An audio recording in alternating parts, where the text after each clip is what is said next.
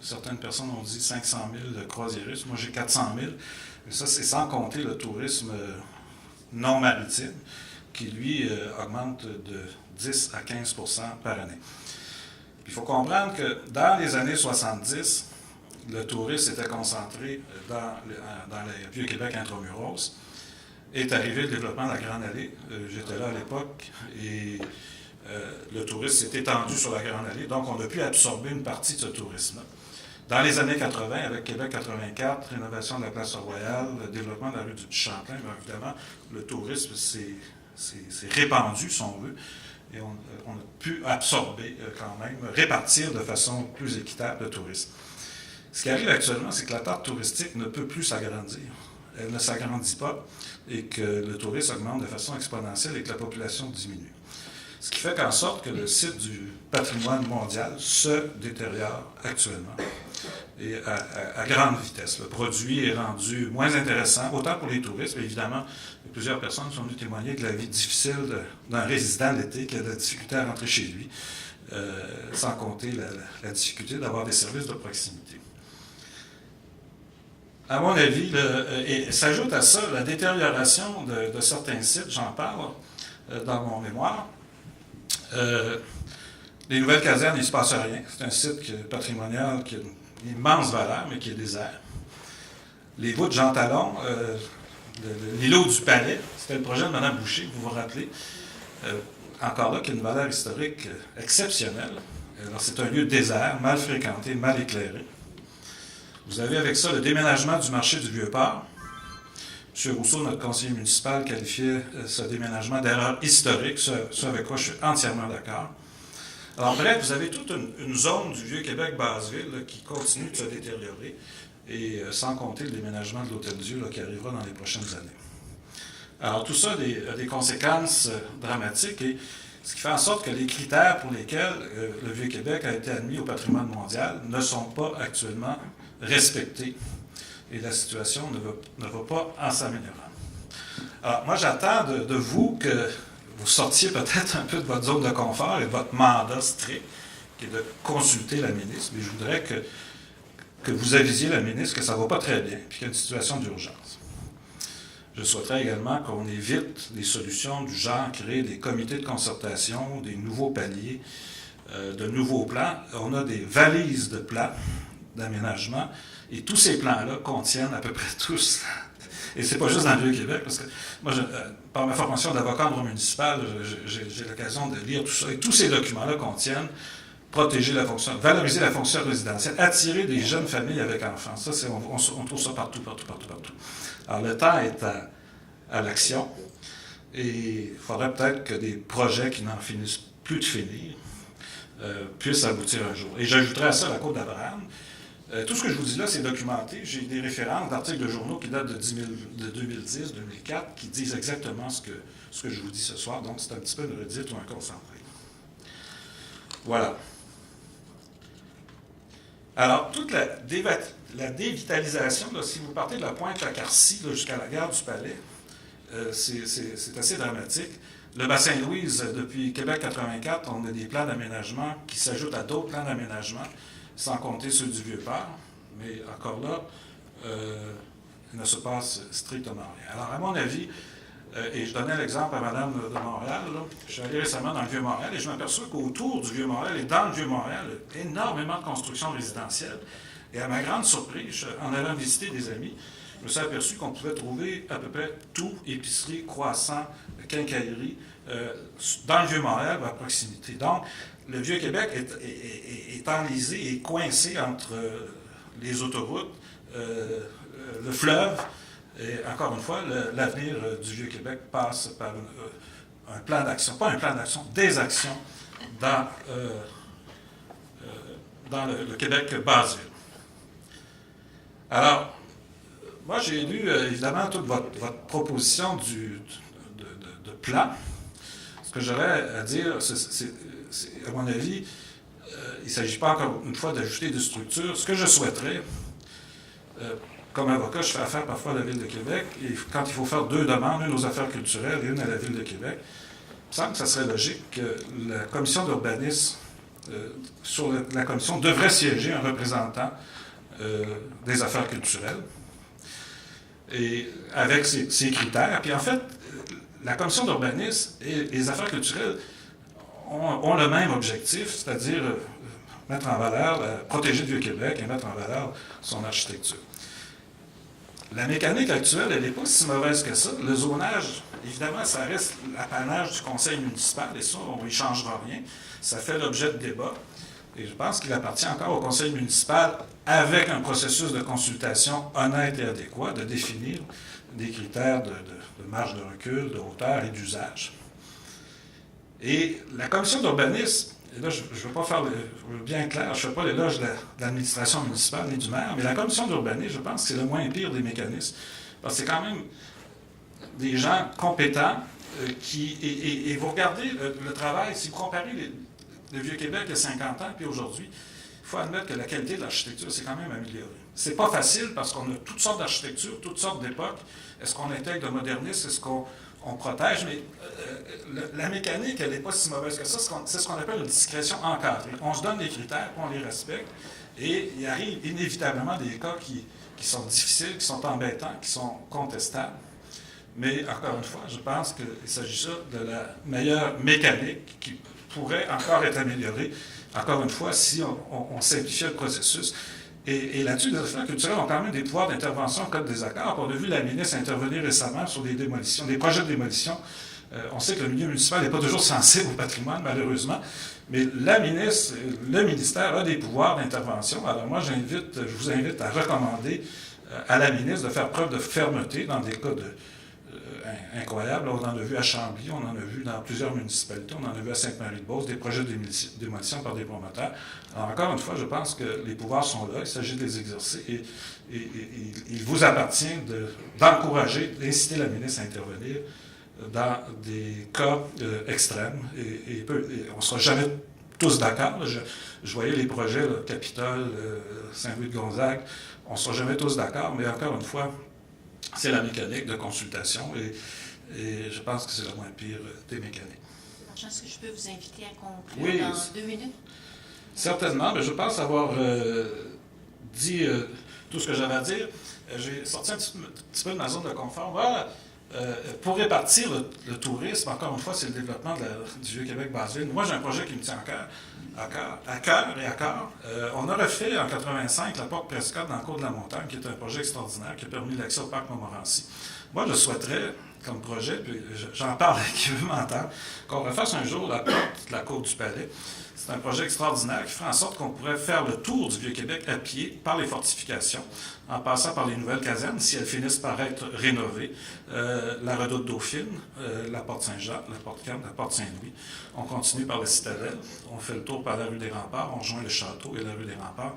Alors c'est un projet extraordinaire qui permettrait de faire ressortir toutes les fortifications du Vieux-Québec, et encore une fois, de permettre au tourisme de pas se concentrer uniquement sur la rue du Champlain, autour du Château Frontenac, mais de faire un peu d'exercice à pied en plus. Alors, moi, je pense que c'est un projet qui gagne. Alors, je vous invite à simplifier les procédures, imposer vos critères à la Ville de Québec, intervenir en cas de dépassement. Et encore une fois, il faut protéger la fonction résidentielle, mieux la répartir, construire autour. Il y a plein de bonnes idées dans le Vieux-Québec, et je vous invite à les mettre de l'avant. Je vous remercie. Merci, M. Marchand. Alors, on a l'applaudir à la fin, après la discussion. Vous avez des fans. Pas non, moi, hein? Alors, donc, justement, vous nous dites, on a beaucoup de plans d'action, et vous avez un rêve que vous nous avez partagé, effectivement. Mais au-delà de ce rêve, est-ce qu'il y a une action prioritaire que vous avez en tête et qui devrait être faite? Moi, je pense qu'il faudrait lever un drapeau rouge, pas nécessairement un gilet jaune, mais sur les projets qui n'en finissent pas d'aboutir, pour dire un instant, il faut que ça bouge. Il faut que ça bouge. Et c'est vrai que les compétences sont réparties entre la Ville, le gouvernement fédéral, les affaires culturelles et les propriétaires privés, mais ça doit bouger. Et rien ne bouge actuellement. Et le territoire se dégrade actuellement. Alors, c'est la combinaison de diminution de population, expansion, tourisme de masse et détérioration, tout ça fait ensemble que le portrait n'est pas rose. Donc, moi, je pense que vous avez mandat de dénoncer, de faire un portrait. Et ce que je crains, c'est que votre plan, aussi bien soit-il, on a l'illusion que ça va bien dans le Vieux-Québec parce qu'à chaque semaine, on a une revue touristique qui parle de Québec comme the best in the world, tout ça. Et ça, c'est trompeur. C'est trompeur. Alors, dans la Ville de Québec, on a un service de communication extraordinaire. Mais sur le plan de l'action, ça, on peut passer. Alors, c'est trompeur actuellement. C'est trompeur et tout le monde se laisse bercer par ces belles images qu'on voit de Québec. Mais parlez-leur aux touristes d'été. J'en ai rencontré cet hiver qui ne viennent plus l'été parce que la qualité du produit se détériore. La qualité, pas seulement de la bouffe des restaurants, mais la qualité des produits. Quand les gens se massent devant les mêmes édifices, c'est une altération. Et tout le Vieux-Québec perd son âme. C'est ça qui est le drame. Son âme et tout ça fout le camp. Et voilà, un petit coup de barre. Alors, je vous invite à être plus que vigilant, mais faites une sortie là, spectaculaire. Moi, j'apprécierais ça de votre part. C'est ce que j'attends. C'est ce que vous venez de faire. On vous remercie. Merci. Bonne soirée.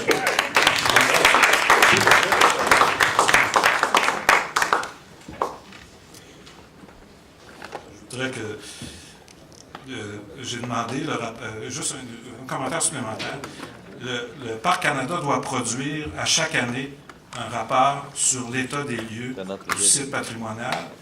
J'ai demandé accès à ce document qui est acheminé à la Ville de Québec et on m'a refusé le document. Je suis actuellement devant la Commission d'accès à l'information. Il y a des avertissements de Parc Canada qui est responsable du Vieux-Québec vis-à-vis de l'UNESCO qui sont donnés à la Ville de Québec, mais on n'a même pas accès à ces documents-là. Alors ça, je trouve ça déplorable. Merci. Alors, j'inviterai Mme Julie Drapeau.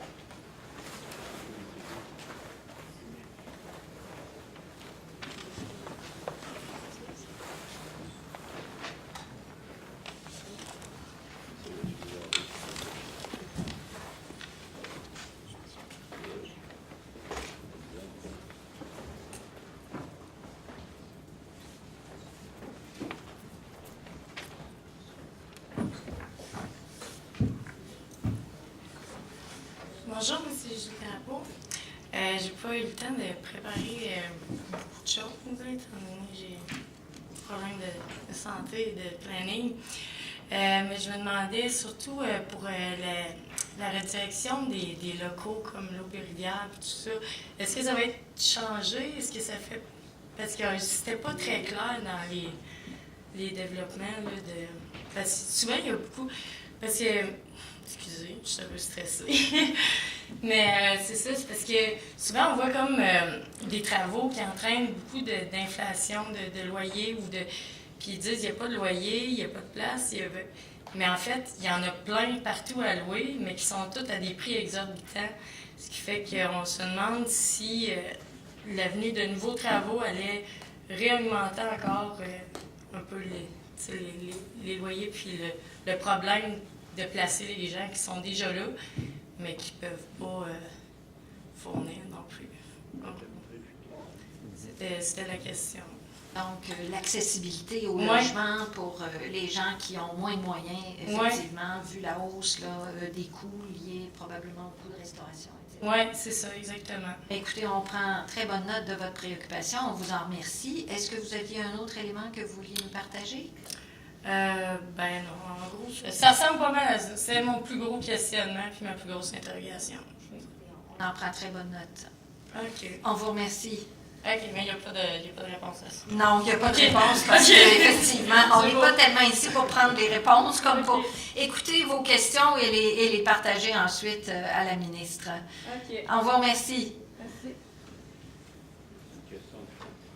Alors, j'inviterai M. Daniel Simoneau.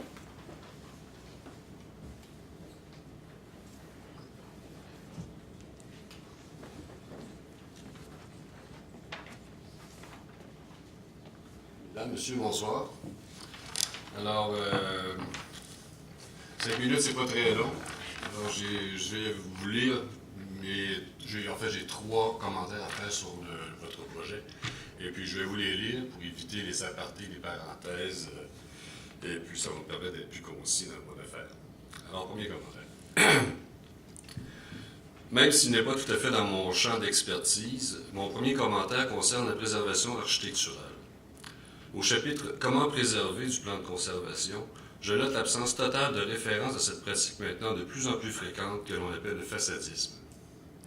Or, il s'agit là d'une pratique qui ne fait pas l'unanimité et qui donne lieu à des débats, pas seulement ici, mais partout dans le monde.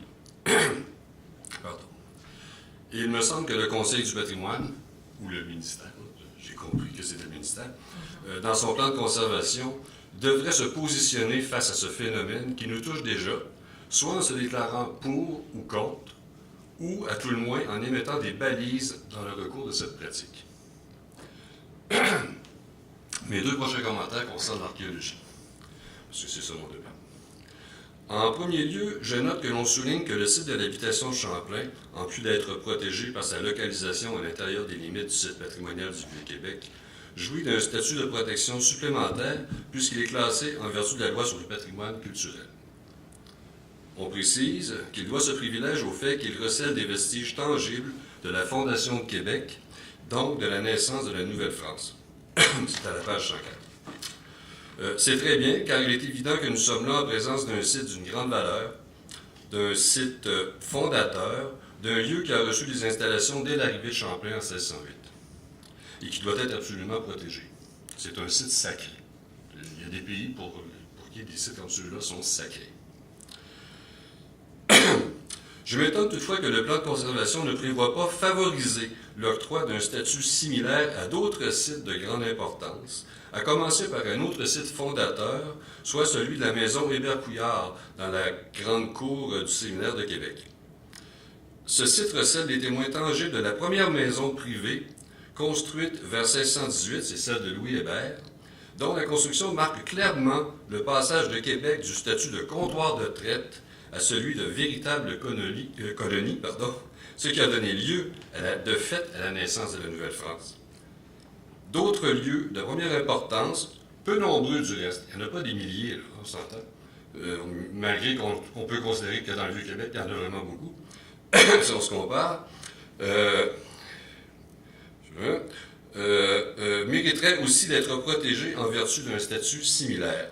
Le site de l'îlot des Palais en est un exemple. Il me semble que le plan de conservation devrait préciser qu'il entend identifier et favoriser l'octroi du statut de site classé à d'autres sites de très grande valeur localisés dans les limites du site patrimonial, car présentement, ces sites demeurent très vulnérables. Enfin, en ce qui concerne la préservation des sites archéologiques, je note que l'on fait assez bien le tour en se préoccupant, par exemple, de considérer les potentiels archéologiques connus ou suspectés pour un site donné dans l'évaluation d'un projet, ou encore en favorisant la réalisation d'interventions archéologiques préalables à d'éventuels travaux. Cette approche oublie toutefois de considérer un autre type de site, non moins important, soit ceux ayant déjà fait l'objet d'une intervention archéologique étendue et qui, de ce fait, ne présentent plus désormais de potentiel en soi. Or, parfois, des vestiges mis au jour lors de ces interventions présentaient des valeurs archéologiques très importantes et, conséquemment, ont été alors conservés in situ. De plus, ces sites correspondent souvent à des assiettes de rue, comme dans le cas des ouvrages avancés devant la porte Saint-Louis, ce qui les rend plus vulnérables encore. Je crois que le Conseil devrait se préoccuper aussi d'assurer la protection de ces vestiges, d'abord en identifiant textuellement ce type de site dans son plan de conservation, puis en suggérant des processus propres à assurer leur pérennité. Je vous remercie de votre attention. Un grand merci, M. Simoneau. Est-ce que Oui, avec plaisir. D'abord, je tiens à saluer M. Simoneau. C'est un archéologue émérite de la Ville de Québec. Avec William Moss et quelques collègues, ils ont donné à la Ville une notoriété, une exemplarité et une efficacité assez terrible en termes de protection du patrimoine archéologique. Tout à votre honneur. Et je tiens à saluer ça parce que franchement, là, ça a été, dans ma propre carrière professionnelle, un plaisir de travailler avec les archéologues de la Ville de Québec et j'en garde un excellent souvenir. C'est pour moi une référence et Je n'hésite pas à vous citer, et vous nommément bien sûr. On vous doit quand même des synthèses assez remarquables sur l'îlot des Palais que vous avez nommé, sur l'îlot Blunt. Je dirais pas que je lisais ça tous les soirs comme des thrillers, mais j'avoue que j'ai quand même bien consulté ces documents-là et ce sont des documents de haute valeur. Écoutez, moi, à vous écouter, là, spontanément, la seule chose que je peux vous dire, c'est que je ne peux pas m'empêcher de souscrire à ces observations-là.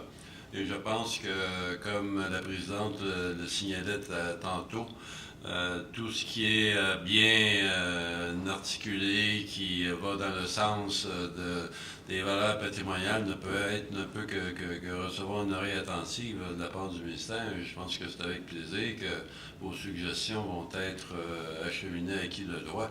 Mais je n'hésiterai pas quand même, comme simple citoyen, à les suggérer directement au registraire des biens culturels parce que vous avez tout à fait raison, il y a tellement peu de sites fondateurs et c'est vrai que ça devrait tous avoir un statut de site sacré quelque part, que je vous remercie beaucoup d'avoir attiré notre attention sur ces bijoux, hein, quelque part. J'ajouterais une chose, c'est que ces sites-là sont protégés en vertu de leur localisation à l'intérieur des limites du site patrimonial. Sauf que le site patrimonial ne présente pas des potentiels ou de l'importance partout. Il y a bien des endroits qui ont été détruits, il y a bien des endroits qui n'en présentent tout simplement pas. Ce qui fait que c'est une protection qui est somme toute théorique. Par pure ignorance, on peut facilement arriver avec une pépine un bon matin sans avoir demandé de permis ou d'avis à personne, donner 2 coups de pelle, et puis c'est fini, la maison Hébert est disparue. C'est comme ça. Alors que si un tel site est classé, je pense que là, dans l'esprit des gens, des propriétaires, parce qu'on parle dans certains cas de sites privés, ils ne peuvent pas l'ignorer, ils ne peuvent pas l'oublier. Comme si des fois, on oublie. On ne sait pas pourquoi. Alors là, les choses sont claires, sont précises, et puis il n'y a pas d'ambiguïté. Ça vaut pour l'îlot des Palais. L'îlot des Palais, c'est un super grand terrain qui sert comme presque à rien, comme le disait M. Marchand.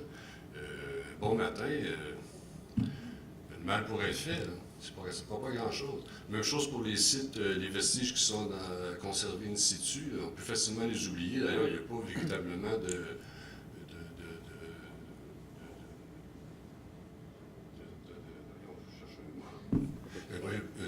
de liste, si on veut, de ces sites-là, qui pourraient faire en sorte que les décisions soient prises de façon éclairée. Alors, je pense que votre conseil devrait suggérer de mettre en place ce genre d'outils, hein, qui me paraissent essentiels pour la protection du Québec.